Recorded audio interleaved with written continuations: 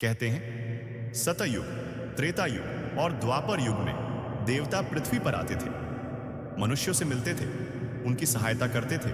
लेकिन जब कलयुग शुरू हुआ तो धीरे धीरे देवताओं ने पृथ्वी से दूरी बना ली। लोग कहते हैं कि अब देवता दिखाई नहीं देते, परंतु सच्चाई यह है कि देवता आज भी पृथ्वी पर हैं, बस उनका रूप बदल चुका है। राजस्थान के एक छोटे से शहर में आदित्य नाम का एक युवक रहता था। आदित्य बचपन से ही बहुत जिज्ञासु था। उसे हमेशा एक सवाल परेशान करता था, अगर भगवान सच में है तो वे दिखाई क्यों नहीं देते। जब भी वह मंदिर जाता, वह भगवान की मूर्तियों को देखकर सोचता, क्या सच में देवता कभी पृथ्वी पर आते थे। उसके इस सवाल का जवाब किसी के पास नहीं था। एक दिन शाम के समय आदित्य नदी के किनारे टहल रहा था। सूरज डूब रहा था और आसमान लाल हो गया था। तभी उसने देखा, नदी के किनारे एक बहुत बूढ़ा साधु ध्यान में बैठा है। उसके चेहरे पर अजीब सा तेज था। आदित्य धीरे धीरे उनके पास गया। साधु ने आंखें खोली और मुस्कुराकर बोले, तुम्हारे मन में बहुत सवाल है। आदित्य चौंक गया। आपको कैसे पता? साधु बोले, जो व्यक्ति सत्य की खोज करता है उसके चेहरे पर उसकी जिज्ञासा साफ दिखाई देती है। आदित्य ने पूछा, बाबा, क्या देवता सच में पृथ्वी पर आते थे? साधु कुछ देर चुप रहे, फिर बोले, हां, आते थे। आदित्य की आंखें चमक उठी। तो अब क्यों नहीं आते? साधु ने गहरी सांस ली। क्योंकि यह कलयुग है। साधु बोले, कलयुग में मनुष्य का मन बहुत अशांत हो गया है। लालच, क्रोध, अहंकार, इन सब ने मनुष्य के हृदय को ढक लिया है। जब मनुष्य का हृदय अशुद्ध हो जाता है तो देवता उसके सामने प्रकट नहीं होते।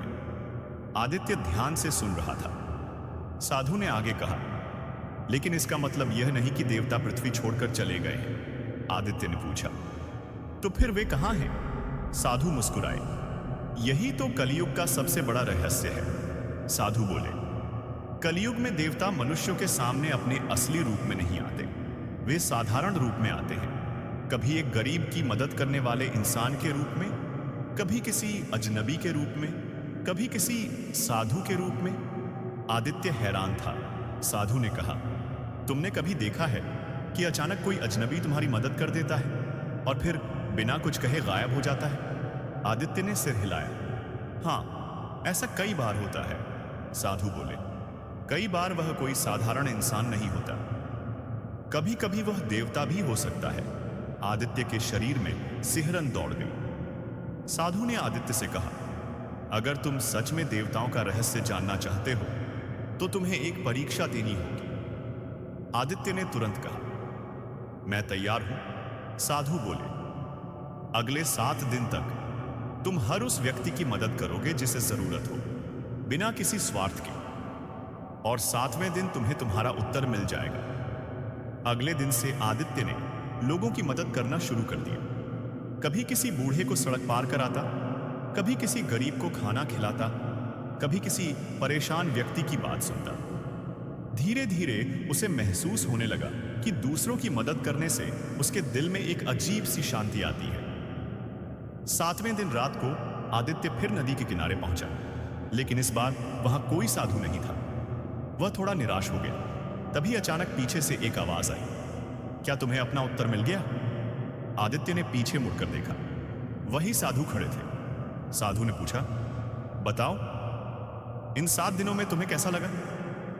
आदित्य बोला, जब मैं दूसरों की मदद करता हूं तो मुझे बहुत शांति मिलती है। साधु मुस्कुराए, फिर बोले, यही कलयुग में देवताओं का सबसे बड़ा रहस्य है। आदित्य ने पूछा, क्या? साधु ने कहा, जब कोई इंसान निस्वार्थ होकर दूसरों की मदद करता है तो उसी क्षण देवता उसके भीतर जाग जाते हैं। और शायद अगर आप भी इस कहानी को सुन रहे हैं तो यह सिर्फ एक कहानी नहीं है, यह एक संकेत भी हो सकता है। नदी के किनारे ठंडी हवा चल रही थी। आसमान में चांद चमक रहा था। आदित्य अभी भी उस साधु के सामने खड़ा था। उसके मन में एक ही सवाल था, क्या सच में देवता हमारे भीतर होते हैं? साधु ने उसकी आंखों में देखा और धीरे से कहा, तुम्हें अभी पूरा रहस्य पता नहीं चला है। आदित्य चौंक गया।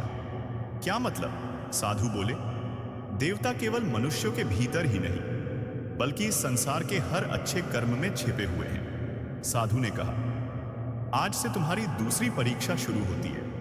आदित्य ने पूछा, कैसी परीक्षा?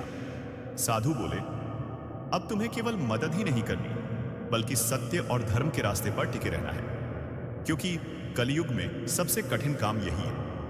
आदित्य ने सिर झुका लिया। मैं कोशिश करूंगा। अगले दिन आदित्य शहर की सड़क से गुजर रहा था। तभी उसने देखा एक बूढ़ा आदमी सड़क के किनारे गिर गया है। लोग उसके पास से गुजर रहे थे, पर कोई रुक नहीं रहा था। आदित्य तुरंत उसके पास गया। उसने बूढ़े आदमी को उठाया और पानी पिलाया। बूढ़े आदमी ने धीरे से कहा, बेटा, भगवान तुम्हारा भला करे। आदित्य मुस्कुरा दिया, लेकिन जैसे ही वह पलटा, बूढ़ा आदमी अचानक गायब हो चुका था। आदित्य हैरान रह गया। उस रात आदित्य को एक अजीब सपना आया। उसने देखा आसमान में तेज रोशनी फैल रही है। उस रोशनी के बीच कई दिव्य आकृतियां खड़ी हैं। उनके शरीर से प्रकाश निकल रहा था। वे थे देवता। आदित्य डर गया, लेकिन उनमें से एक आवाज आई, डरो मत। आवाज गूंज रही थी, कलयुग में हम पृथ्वी पर आते हैं, पर मनुष्य हमें पहचान नहीं पाता। हम कभी साधु बनकर आते हैं, कभी गरीब बनकर, और कभी किसी ऐसे व्यक्ति के रूप में जिसे दुनिया नजरअंदाज कर देती है। आदित्य ध्यान से सुन रहा था। फिर वह आवाज बोली, जो व्यक्ति हर किसी में भगवान को देखता है, वही सच में देवताओं को देख सकता है। लेकिन जो मनुष्य केवल अपने बारे में सोचता है, उसे देवता कभी दिखाई नहीं देते। अचानक वह प्रकाश धीरे धीरे गायब होने लगा। आदित्य की नींद खुल गई। सुबह होते ही आदित्य नदी के किनारे पहुंचा। वह फिर से उस साधु को ढूंढने लगा। कुछ देर बाद साधु दिखाई दी।